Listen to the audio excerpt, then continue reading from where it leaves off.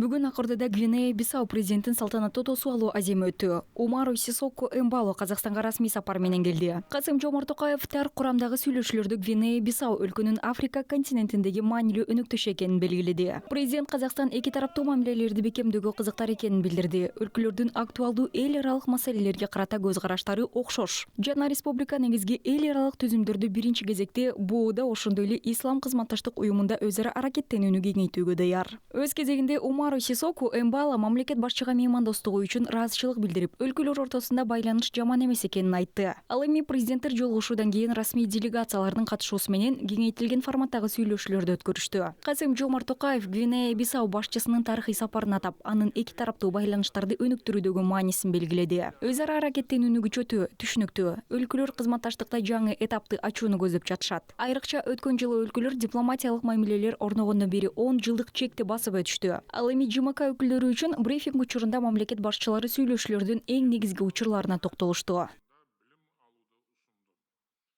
Көлік логистика саласының әлеуетін толық пайдалануға. Биздин өлкөлөр транспорттук логистикалык тармактын дараметин максималдуу пайдаланууга кызыктар. Биз Бисау порту менен Батыш Африкадагы Транскаспий транспорт коридорунун жолдорун изилдөөгө макул болдук. Бул дүйнөдөгү геосаясий кырдаал жана азык-түлүк коопсуздугу барган сайын курчуп бараткан учурда өзгөчө маанилүү. Қазіргі кезде мұның мән маңызы айрыкча. Тараптар айыл чарба тармагында келечек чоң экенин белгилешти. Алса Казакстан дан эгиндерин экспорттой алат. Касым-Жомарт Токаев санариптик кызматтар жаатындагы байланыштарды кеңейтүүнү сунуштап, Африка өлкөсүнүн өкүлдөрүн келерки жылы Астана эл аралык форумуна катышууга чакырды. Мындан тышкары Гвинея Бисау жаштары казакстандык жогорку окуу жайларда билим алууга чакыруу алышты. Тараптар кен казуу өнөр жайында да өз ара аракеттенүүнү жогорулатууну көздөп жатышат.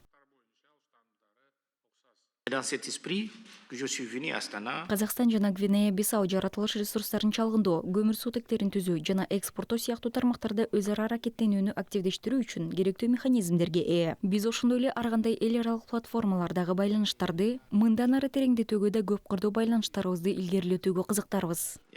Сүйлөшүүлөрдүн жыйынтыгы боюнча президенттер биргелешкен билдирүү жасашты. Ал эми расмий делегациялардын мүчөлөрү бир катар документтерге кол коюшту. Алардын арасында маалыматтык коммуникациялык технологиялар чөйрөсүндөгү кызматташтык жөнүндө меморандум да бар.